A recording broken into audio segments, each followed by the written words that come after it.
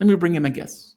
We are joined with the one, the only Ted Rall, political cartoonist, syndicated columnist, host of TMI with the one and only Manila Chan, also Deprogram with John Kiriakou.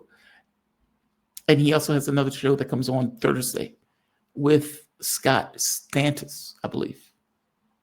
Correct. Is that right? Wow, I believe that. I remember that off the top of my head. That's badass. How you doing, man? You doing okay, Ted? I'm doing good. How are you doing? That's quite the background, by the way. I'm having prodigious. 80s flashback. It is prodigious. You should see this kitchen. This kitchen is awesome. I actually like this kitchen is awesome. He has like stickers of all sorts of like UFO stuff, black holes, mushrooms, all sorts of stuff. Like they were totally creeping when they did this kitchen. No, it's great. I like it. I wish I could stay here longer, actually. I mean, my visas only last for a month here, but I wish I could stay longer. I actually like it here. Ted, he's my flyaway. Well, there is a provision that I may be able to exploit. It's the extended visa, but we'll see. But Ted, I'm happy that you can join me. When I asked you to join, Donald Trump hasn't necessarily put the naval blockade up on Venezuela. I might as well get your take on that also, because I find it to be deranged, but give me your thoughts. Well, I don't know. Jamal, have you ever been to Cuba? I have not, unfortunately. I've always wanted to go, but I have not. It's great if you ever get the chance to do it. So the thing is, the government of Cuba, the communist government of Cuba, the number one thing that maintains its political support on the island of Cuba is what they call el blockado, which is the U.S. Basically, it's Spanish for blockade, obviously, but it means. But basically, it's about all of the economic sanctions and that are directed toward Cuba, and whether this is the purpose of sanctions is always, you put pressure on the people, it hurts the economy, and then the idea is that they will overthrow they'll blame their government and overthrow it. It basically never works, but that's the idea, right? Cuba is a perfect illustration of like how it has exactly the opposite impact. Probably the number one thing that would have brought down Cuban communism, and so I should say socialism because it's not really communism, would have been integration. Basically, if the U.S. had invested a lot of money in Cuba, had sent tons of American tourists, we would have corrupted them.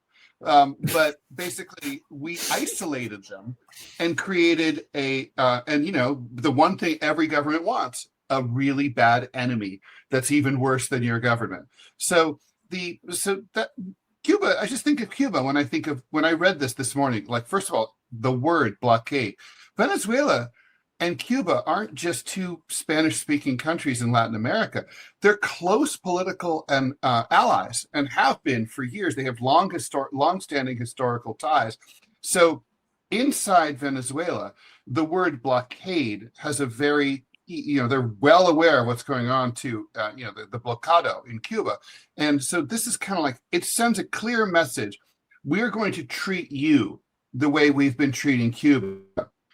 It's also sending the message, well, Cuba's resisted this effort for, longer than my old 62-year-old ass has been alive. Okay. And so it's kind of like, okay, basically it's like we're selling, hey, US to Venezuela, fuck you. And Venezuela, you can beat us. You can outlast us. The Cubans did. And Cuba doesn't have the world's biggest oil reserves, which Venezuela does. I mean, Venezuela has nothing to worry about here. It is psychotic. It is this effort at regime change is the idea of it is ridiculous, and it's not something that ought to have been contemplated in the first place. But also the execution is horrid, and it's also bizarre because we're back to WMDs. Well, Donald Trump ran against the Iraq War in the 2016 primaries and talked about how stupid it was. Well, why was it stupid? WMDs, they didn't exist. It was fake. Now we're not even alleging that Venezuela has actual WMDs. We're redefining drugs as WMDs, and we're claiming that those drugs are coming to the U.S., which they're not, and we're claiming that it's a different drug than what the drugs that possibly really are, the ones that are not coming to the U.S. I mean, there's so many. I mean, the thing is, I'm not even sure I would qualify this as lies.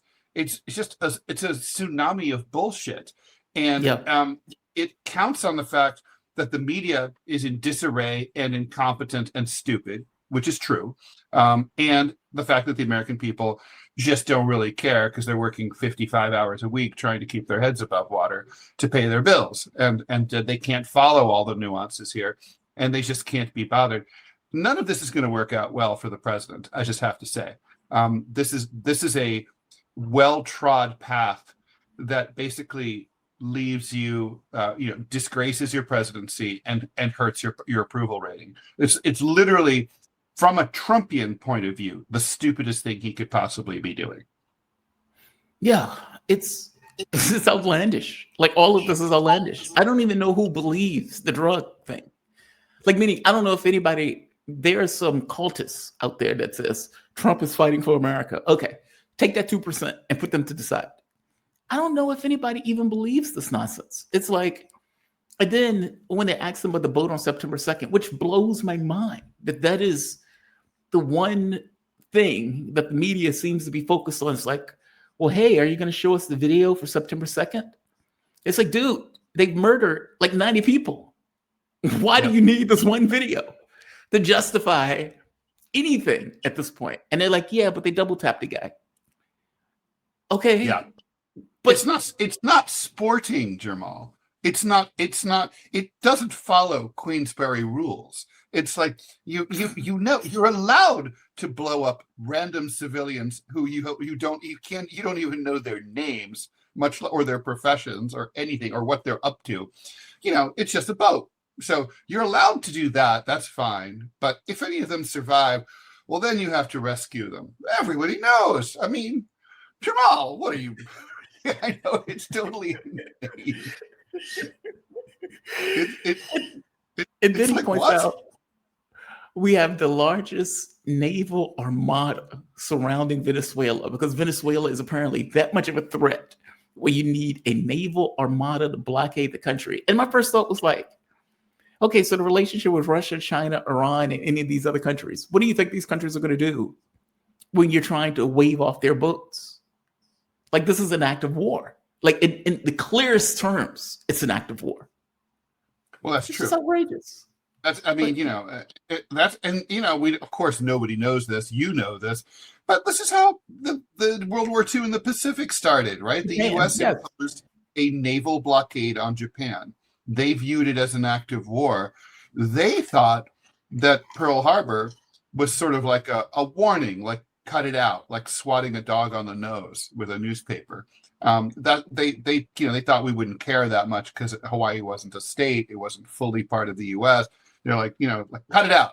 But they didn't count on Americans' ability to blame you for your own victimhood. So blockades are bad.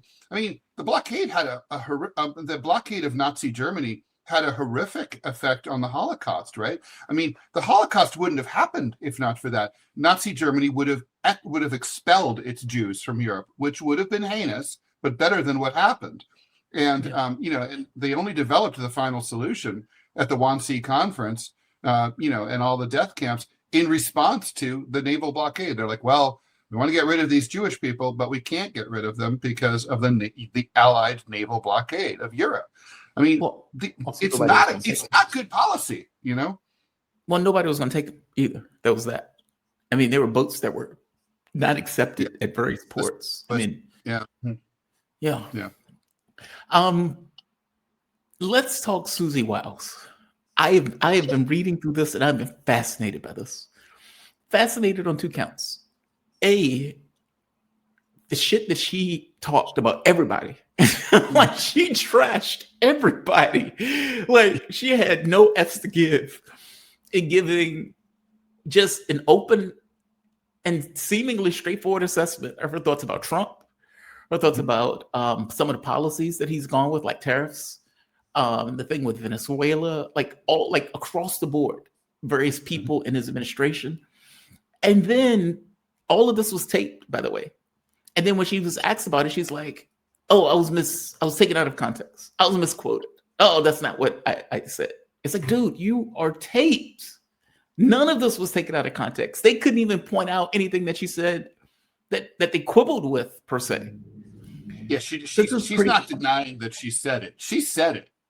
Yes, which is even more amazing. And also, by the way, as a veteran of libel lawsuits, let me just say, if it's really true in official Washington that a major magazine, Condé Nast magazine, decided to deliberately misquote the White House chief of staff in order to make her look bad to the president, oh, that's a big lawsuit, a big lawsuit. And if that's true, you have to file that lawsuit to prove that you're telling the truth. But the fact that there's no lawsuit and there's not going to be a lawsuit, it's all true. Now, the only thing I'm willing to give her is the possibility that, some stuff was, judiciously edited to find all the juicy bits and make and omit anything that's like, exposes sarcasm but she's a big girl. Okay. And she knows she gave 11 interviews to this reporter. Yes. So the point is, she's a big girl and she knows how this works. I mean, you and I both know how this works, and we're not at her level. It's like when you talk to a reporter, and the tape recorder is running, they can use any phrase, any sentence, as long as it's in order. And if there's anything missing, they drop that ellipses in there. That's fine. So you got to be careful about what you say. And and if you're not, this is what's going to happen. But go ahead. I mean, I'm fascinated by the fact that MAGA world is rallying around her. Even that's mind blowing, right? There's so much of this that is just like, wow, I can't believe she said that openly.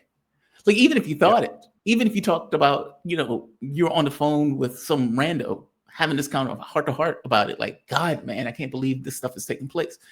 She is saying this openly to the she basically called Trump a dry drunk.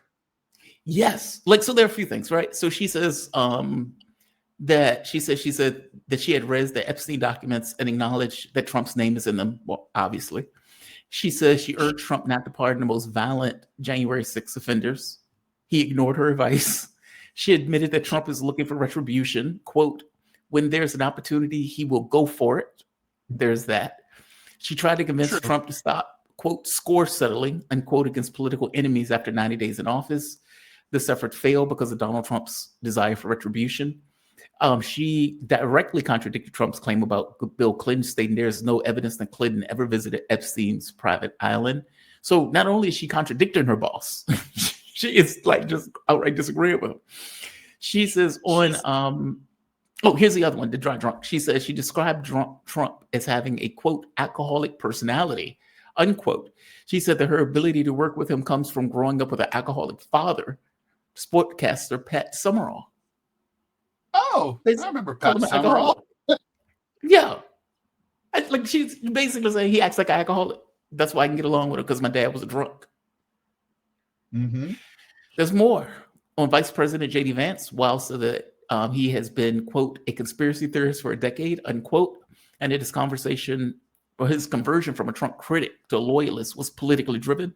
Basically, I don't know if people remember, J.D. Vance called Trump Adolf Hitler, effectively called him Hitler. And then somewhere along the way had this kind of political conversion. Her point is it was entirely political. He's an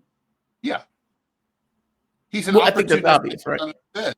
I mean, look, we're human beings are opportunistic. We've evolved over 2 million years to, if we see something to eat, we're going to figure out a way to eat it, right? That's why we're still here. But I mean, and look, but the thing is, it's transparent, right? I mean, there's some cases like that, sort of like when like when Bill Maher was fired from ABC, it suited, and liberals rallied to him, not really understanding that he wasn't one of them. That basically he was like, oh, well, my future lies in sucking up to these liberals. So, I've got to pivot and at least for a while kind of pretend to be kind of sort of liberal, at least in tone, if not in content. And Right. it's a little shady, right? But what Vance did was on a whole different level. He didn't go from like sort of centrist Democrat to who shut the fuck up about Trump to Trump's vice president. He went from like full-throated critic of, threat to American democracy, TM, patent pending, to this is to like Donald, like Donald Trump is the reincarnation of Jesus Christ our Lord. And like, so I mean, that's ridiculous, and without any kind of conversion, Paul, on the road to Damascus kind of, conversion story, like, well, I thought this, but now I changed my mind, and here's why. None of that, right? So it's why he's ridiculous. Yeah. Yeah. Here's another one. She described Elon Musk as an avowed ketamine user, an odd duck whose actions were often not rational and left her aghast. An avowed ketamine user. She called budget. That's true, though, right? I mean, well, that's funny too. I mean, that's the question: is it true? It is true. But yeah. I mean, Elon would say so, right? So it's true. RFK Jr. also. I don't know what it is about the Trumpies, man. The special K is flying around the corridors of power. I've never tried. I don't judge. Maybe it's awesome, but Yeah, I've never tried ketamine. I mean, like, I don't see cat tranquilizers being a party drug. Like, I don't even know whether that's. I don't. Yeah, like as a rule, if it's made for an animal, you probably shouldn't take it. Just saying. Well, I don't even get the draw from it. I mean, it just makes you like narcoleptic or something, right? Or you just kind of like you're vibing out, just nearly on the brink of death. Yeah, I don't get it. I never quite understood that one. I mean, there's a few drugs I don't quite get, to be honest, but that's definitely one of them. But apparently, if that's what he gets his jollies off with, God bless him, I suppose. She defended USAID, saying that anyone who has paid attention to the government knows that they do very good work. She says Attorney General Pam Bondi completely whiffed the handling of the Epstein files, explaining, quote, first she gave binders full of nothingness, then she claimed the witness list or client list was on her desk. There is no client list, and it sure as hell wasn't on her desk. Okay, I don't believe there's not a client list, but whatever. She said the administration needed to, quote, look harder at deportations to avoid mistakes. Well, again, this is complete contradictions of her boss, right? Referring to the two mothers who were arrested and deported with their children after voluntarily attending routine immigration meetings, Wiles said, quote, I can't understand how you make the mistake, but somebody did, unquote. She said she tried to unsuccessfully get Donald Trump to delay major tariffs, citing a, quote, huge disagreement, unquote, among his advisors. Yeah, I bet there was. Anybody who had common sense would have been like, hey, this doesn't seem like a good idea. And she said, Wiles summed up Trump's governing mindset. He operates with a belief that there is nothing he can't do. Zero, nothing. I mean, there's just a few. There's other ones. I mean, they hit Zelensky. They hit all sorts of stuff. That's amazing. It's amazing. I mean, I always appreciate a candid assessment that comes out before it's too late, which is the usual way. Like, oh yeah, well, we always knew Joe wasn't all there. Like, yeah, sure. So thank you, Susie Wiles. I mean, that's I think part of what's going on here is, by most accounts, she's a very effective chief of staff.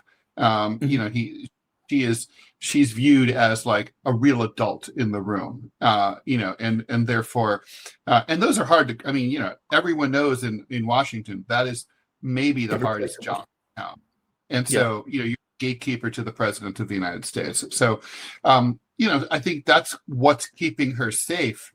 I wonder. I mean, here's the thing, right? Like, if I went to work for a White House or forget about that. If I worked for XYZ Corporation and I had an interview request from, a trade journal, I would go to my boss and say, hey, so, Amalgamated, Soda Pop Corporation newspaper wants to interview me. Like, she didn't go to the president, in this case, her boss, and say, hey, so Vanity Fair wants to interview me. What do you think? Go ahead and do it. Oh, okay. So how handed should I be? How should I handle this? It doesn't seem like that's what happens here. It seems like she just, yeah, okay. Let's grab some Irish coffees and like sit down and like shoot the shit. Really? And to do it 11 times. Amazing. I'm just amazed at her candidness. Like usually you BS your way through these, right? When they ask you a question you don't want to answer. Yeah. And she just seems to be fancy free, footloose. I tell you whatever you want to know. Almost like it's a form of transparency, right? I mean, so Lincoln Steffens, who was a big progressive muckraker of the early 20th century, he was an ally of Theodore Roosevelt, and he was tickled pink when McKinley got killed and Roosevelt became president, because he's like, all the progressives were like, well, we finally have one of ours in the White House. And TR didn't disappoint. And one of the things he did when Lincoln Steffens came to visit him in the White House, TR wrote out a letter and said, please give Mr. Steffens, to whom this may concern, let him sit in on any meeting, let him see any file in the federal government that he ever wants in perpetuity. Wow. So this is not rescindable. And like, basically he was like, come on in. And he let journalists, like that muckraking journalists, run around the corridors of power and just hang out. And that's transparency, right? It's radical transparency. I've always said, if I were president, I would have every cabinet meeting and every significant meeting that is not highly classified, have it live streamed so that anybody who wants to watch it can watch it anytime they want and store it. I mean, after all, you're a government, you work for the taxpayers. But that's hard because sometimes like that radical transparency inhibits people from being honest. That's true, but like, let me put it this way: if you're kind of like suggesting, hey, maybe we should blow up random Venezuelans in the middle of the ocean, but because there's a camera there and you decide not to say that, is that bad? Well, no, you call the guy later and say, hey, by the way, I think we need to blow up boats in the Caribbean. I'm just being honest, right? It's like it inhibits your ability to be straightforward because you don't want everything to be shown on TV. It's like you try to craft your image. They're not entitled to secrecy. That's really my point. Yeah. No, I accept that. I do accept that. But if you are an administration official and you want, like, for example, when world leaders are having conversations, those things are usually private because they need the ability to kind of just say whatever they need to say. And if you have a camera right there. Again, I'm not sure I believe in it, but yeah, I'm not really sure. I don't think that's cool in a way. Yeah. Like, there they are involved in skullduggery. Yes, secrecy causes transparency causes problems, but secrecy, I think, causes problems. Yeah. You said they were defending Susie Wiles on this. They are. They don't take issue with what she said. I mean, this is pretty. All of them are like, it's fake news. They misquoted her. They're lying about her. Like, she's the best. She's great. She's going nowhere. I mean, obviously, this is the administration line that's come from the top. And, so this is the party line. So she's not about to be airbrushed out of the photos from the top of the Kremlin anytime soon. She's going to be there. She's going to stay. I don't know, like, what the assessment there is, other than this president doesn't like to fire people when they fuck up. Look at Hegseth, total fuck up, and like over and over and over. We all saw it coming too. But the point is, I think he thinks that if he lets go of Hegseth, and he wouldn't be, I don't think he's really 100% wrong, that it'll make him look weak. That's true. It does. When you hire someone, they turn out to be a shit show, and then you have to let them go. Yeah, you look stupid, of course. So that's Trump's aware of that. So I think that has more to do with it. But I mean, I don't know about you, but if I worked near with her, I wouldn't trust. I wouldn't trust her anymore. I wouldn't believe anything she had to say. I'd be like, what are you saying about me now, Susie? You know? He's never going to let her live this down. Every day she comes in the office, he's never going to let her live this shit down. I mean, but as you said, she's good at her job. Apparently, she tells him what she thinks which is a positive, I suppose, even if he ignores her. And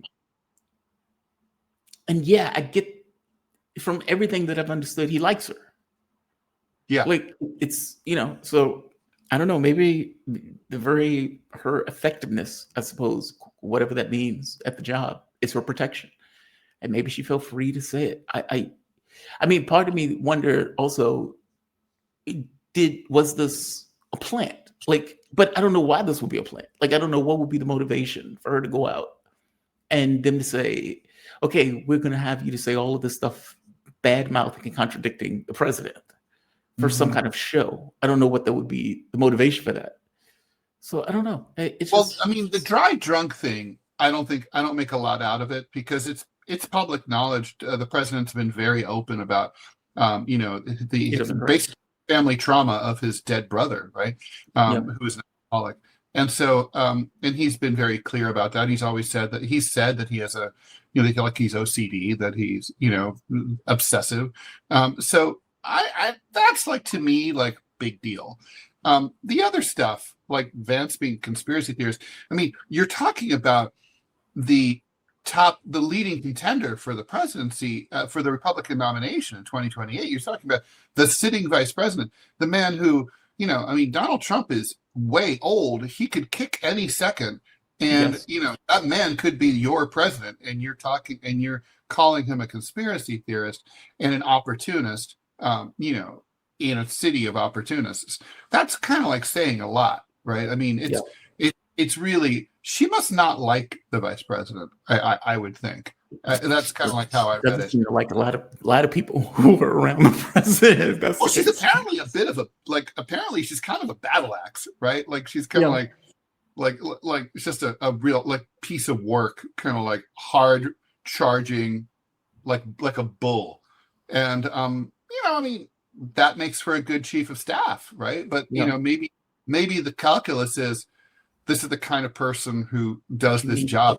Rahm Emanuel, right? I mean, I was thinking the same thing. Yeah, I was thinking the exact same thing. Giving interviews like this at all. He was much more discreet. But still, he's talking shit 6 ways till Sunday behind closed doors. Yeah. He's a profane dude. Yeah, he's a degenerate also that allowed all those people in Chicago to die from lead poison. There's that too. Yeah. Ted, thank you for this, man. I was amazed by this. My first thought was like, I need to talk to Ted about this. He's there. I know he's paying attention to it. It's Ted so Rall, fun.